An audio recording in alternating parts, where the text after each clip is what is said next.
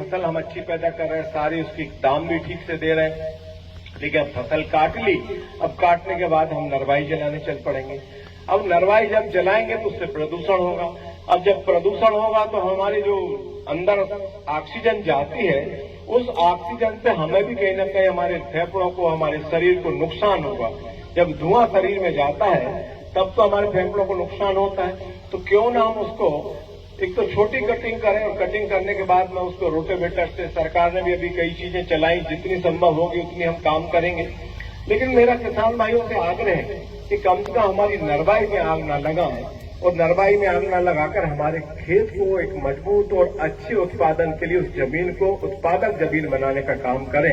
ऐसा मेरा आप सबसे आग्रह है कि नरवाई बिल्कुल नहीं जलाना चाहिए, चाहे धान की हो, चाहे हमारे गेहूं की हो।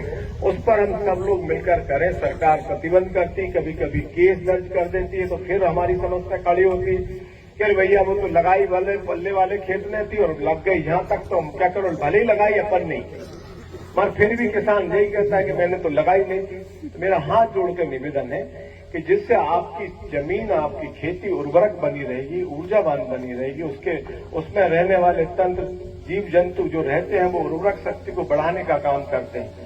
उस उर्वरक शक्ति को बनी रहे, हम आने वाली पीढ़ी को कुछ देकर जाएं।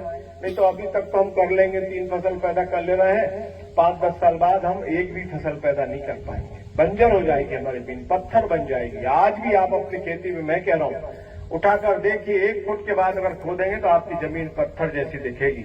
इसलिए मेरा आग्रह है कि आप सब लोग आग न लगाएं, बचें, जितना हो सके पेस्टिसाइड डालने से बच सकें, तो ये करके और अपनी खेती को उपजाऊ करें और अपने आप को स्वस्थ रहने का काम करें।